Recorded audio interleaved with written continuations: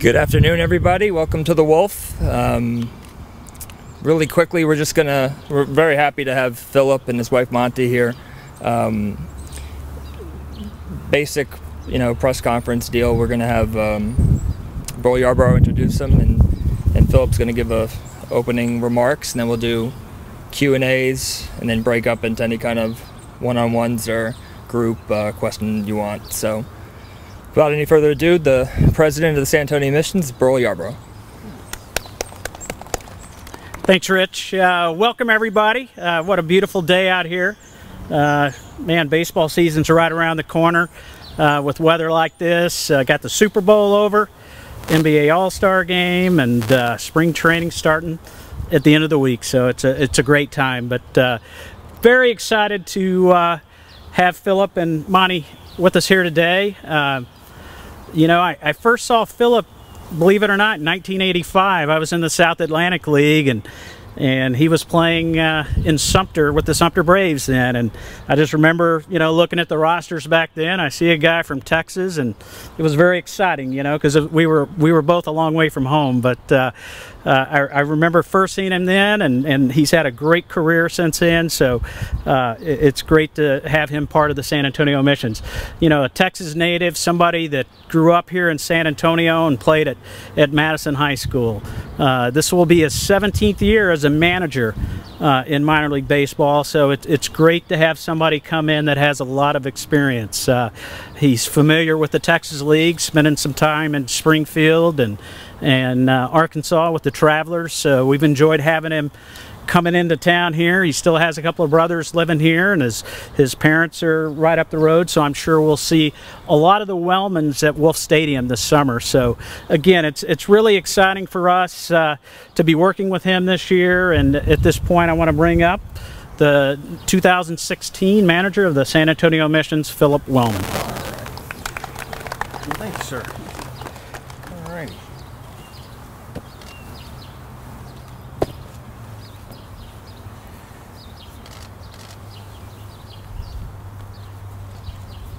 Where's my sleeve? I got it. Looking good. Yeah. Thanks. Thank y'all. See if this still fits. When Burl and I first met back in 1985, we both were skinnier and both had hair. That's true. I am very honored and grateful to be here today. And for those of you that don't know, after 31 straight years of being involved in professional baseball, last year I did not have a job, and it wasn't that much fun. So to be standing here and being an employee of the San Diego Padres, I'm immensely grateful that they found it in their interest to give me another opportunity to manage. And just coming home to do it is icing on the cake. And if at times I sit back and just enjoy the beauty of this all, I hope you'll understand why. I didn't step foot on a baseball field last year, and that was really tough for me. And I didn't living in Chattanooga. There's a minor league club there, and I just couldn't find it in my heart to make it to a game. So I'm beyond excited, and again, I'm extremely grateful to be given this opportunity to manage the San Antonio Missions and see friends that I haven't seen in 15-20 years, and have my parents at the game, have some of my brothers at the game. It's something I'm really looking forward to. Other than that, I just want to thank you guys for coming out. Chuck, I'm glad you were able to make it today. I was wondering if you're going to be here, because usually you're off doing real big stuff. But Rich has been great. Gas has been great. Burl's been great. I appreciate them. I'm extremely happy to be a part of this. And if anybody's got any questions, I'm more than ready to answer. Not everybody at once. Did you really hit a ball on the roof at Madison behind the fence when you were a kid up there? I don't, You know, Chuck, I don't talk about my playing career. When I started coaching at the age of 26, so that tells you what kind of player I was. Okay? I forgot one other thing, and I'd be remiss if I didn't recognize my good friend and man who's my wife has written many checks to, Mr. Tom Kaiser, the president of the Texas League, is in attendance today. And I have nothing but good things to say about that man. He's fair. He has a job to do, and he does it very well. And that's another thing I've told him to his face, and I'll say it again. I'm going to enjoy every minute spending this year with you, being your last year. I look forward to it as well, Mr. Kaiser.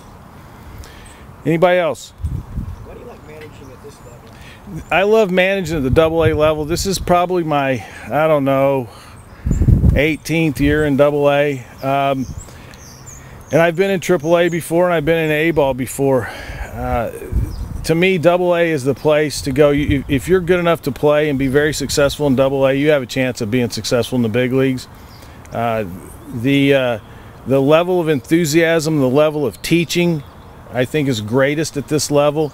Many times in AAA, you have a mix of young, up-and-coming guys mixed with veteran guys, and my experience there was you had guys that were not real happy about being in AAA because they thought they should be in the big leagues, and you had other guys who were hungry and excited to be in AAA, fighting to get to the big leagues. And I just think the chemistry is unmatched if you get a good group of players in AA, all striving for the same goal and objective. And I like to teach, and I think you can still teach a lot in AA versus in AAA. What do you try to teach at this level? First of all, to respect the game, play the game properly, you know, be a good teammate. The other things are given as far as improving. You know, your guy comes in, he has trouble backhanding a ball at shortstop. That's pretty obvious. We got to go out every day, and we've got to attack that weakness and try to improve his backhand game. You know, a guy that can really run can't bunt. Those things are obvious. But I think at this point in time, when they get to AA, you're starting to impress upon them the things that are going to take or are required of them to be successful in the big leagues. And if you're not a good teammate, if you don't respect the game, you're going to have a hard time making it in the big leagues. What kind of a team will we see? Well, John, that's the other thing that's probably me and every other AA, AAA manager in minor league ball on this day. We have no clue. And you know, there's some names that, you know, the front office may have written in, you know, penciled in on a roster, but for me, I look at it as an advantage. I'm going into a new organization where I don't know any of the players, and none of the players know me, and so therefore there's no preconceived notions.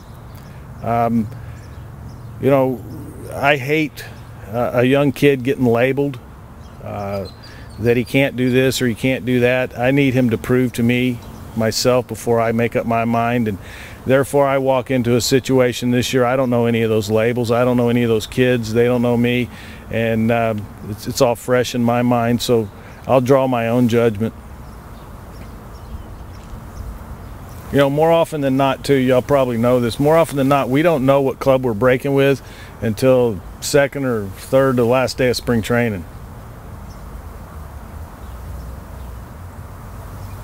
Has being in the Texas League in the past done an advantage for you?